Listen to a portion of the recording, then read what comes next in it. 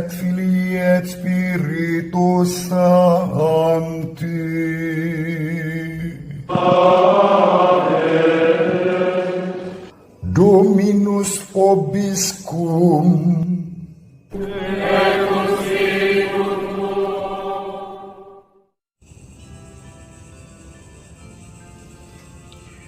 Sahabat peradaban kasih ekologis yang terkasih, selamat berjumpa dalam Renungan Harian bersama saya melalui channel ini. Semoga panjenengan semua selalu dalam perlindungan Tuhan, tetap diberi kesehatan dengan imunitas yang semakin kuat dan meningkat di masa pandemi ini. Dan secara khusus panjenengan yang saat ini sedang sakit, panjenengan dijamah dalam nama Yesus Kristus, dan oleh Kristus sendiri disembuhkan, dipulihkan seperti sedia kala, sehat. Bagi sanak kerabat panjenengan, kenalan sahabat yang meninggal dunia hari-hari ini karena virus corona ataupun karena hal-hal yang lainnya, saya berdoa mereka semua bahagia di surga, menjadi pendoa kita yang masih berziarah di dunia ini. Sahabat peradaban kasih ekologis yang terkasih, mari kita membaca Injil Matius bab 13 ayat 44 sampai 46. Dikatakan, pada suatu hari Yesus bersabda, "Hal kerajaan surga itu seumpama harta yang terpendam di ladang, yang ditemukan orang, lalu dipendamnya lagi. Oleh sebab sukacitanya, pergilah ia menjual seluruh miliknya, lalu membeli ladang itu. Demikian pula, hal kerajaan surga itu seumpama seorang pedagang yang mencari mutiara yang indah. Setelah ditemukannya mutiara yang sangat berharga, ia pun pergi menjual seluruh miliknya, lalu membeli mutiara itu." Demikianlah sabda Tuhan. Terpujilah Kristus.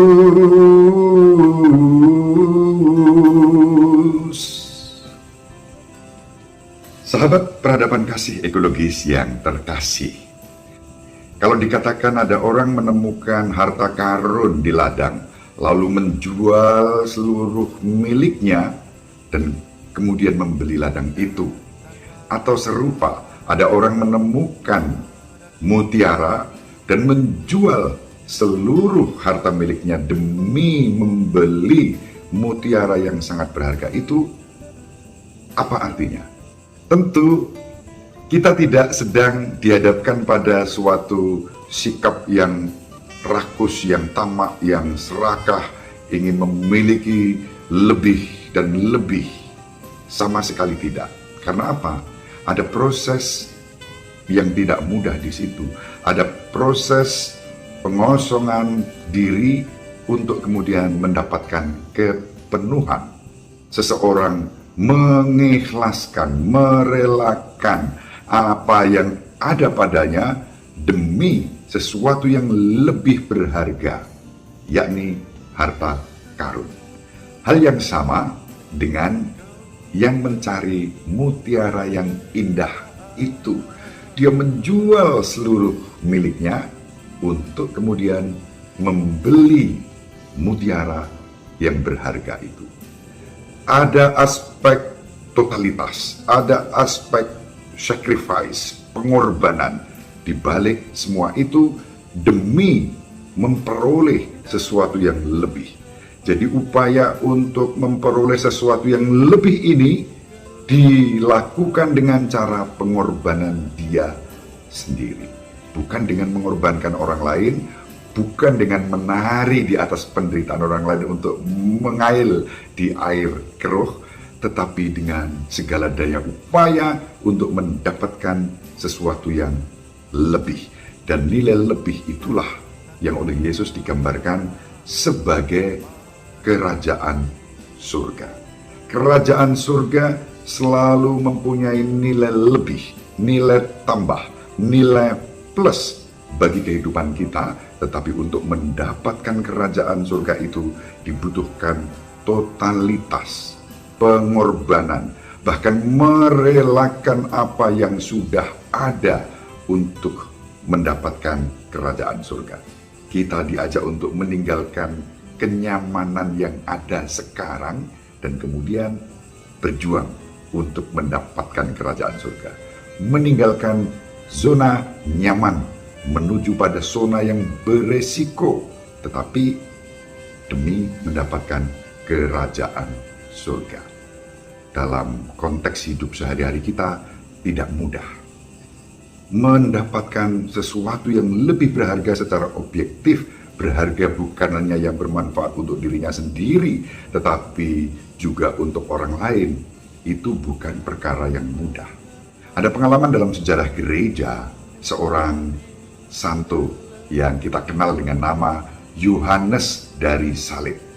Beliau seorang mistikus dan orang suci pada abad ke-16. Beliau mengalami secara langsung harta karun persahabatan dengan Tuhan sendiri. Bahkan dia memiliki setiap hak, ya, dalam tanda kutip begitu ya, untuk mengeluh bahwa Tuhan kadang-kadang bukan sahabat yang baik. Wah, itu berani. Dia orang yang suci sampai mengatakan, Tuhan ini bukan sahabat yang baik. Karena apa? Karena aku sudah mencoba untuk melakukan yang terbaik, tetapi persahabatanku dengan Tuhan ini justru mengalami berbagai macam tantangan, hambatan, dan kesulitan. Sahabat peradaban kasih yang terkasih, apa yang dia alami ketika dia berupaya untuk mentransformasi, untuk mereformasi, untuk membaharui komunitasnya. Dia menjadi anggota dari suatu tarekat dan dia melihat ada sesuatu yang harus dibenahi dan kemudian dia mereformasi. Tapi apa hasilnya? Dia justru dikurung di sebuah ruangan kecil dan bahkan dengan kelaparan dan siksaan yang dia alami dari saudara-saudaranya sendiri sekomunitas. Ini tentu tidak mudah, tetapi yang dialami Santo Yohanes Salib ini menjadi proses ibarat seperti menjual harta miliknya untuk membeli harta karun dan mendapatkan mutiara berharga. Ketabahan dan ketekunan Santo Yohanes dari Salib membuat dia pada akhirnya sampai hari ini dikenang sebagai seorang mistikus, sebagai seorang pujangga gereja dengan karya-karya rohani yang luar biasa. Warisan-warisan tulisan rohani yang bernilai sufi, yang bernilai mistik dimiliki oleh gereja saat ini berkat perjuangannya menanggalkan dirinya dan membiarkan kerajaan surga memenuhi kehidupannya. Sahabat peradaban kasih yang terkasih, apa yang sudah kita lakukan dalam arti tertentu menjual harta milik kita demi mendapatkan harta karun yang sangat berharga atau mutiara yang indah? Bagaimana dengan harta karun dan mutiara indah iman kita kepada Kristus? Apakah sudah menjadi perjuangan kita dengan segala daya upaya kita untuk terus menjaga, mensyukuri, dan kemudian membiarkan iman ini tumbuh berkembang dan menghasilkan buah di dalam kehidupan kita? Bagaimana kita menghayatinya pada hari ini? Semoga sahabat peradaban kasih yang terkasih dimanapun berada tetap selalu dalam perlindungan Tuhan, dalam mengupayakan, menjaga, mensyukuri, dan membiarkan harta karun iman, harapan, dan cinta kita kepada Tuhan, kepada sesama, dan kepada semesta semakin menjadi nilai tambah, nilai plus di dalam hidup kita. Ibu Maria, selalu mendoakan kita, panjenengan dan saya, dan Bapak Yosef juga merestui kita dengan keheningannya. Semoga panjenengan semua bersama seluruh anggota keluarga dimanapun berada, dibimbing, dilindungi, dan diberkati oleh Allah yang Maha Kuasa, Bapa dan Putera dan Roh Kudus. Amin. Terima kasih. Salam sehat, tetap semangat, jangan lupa bahagia.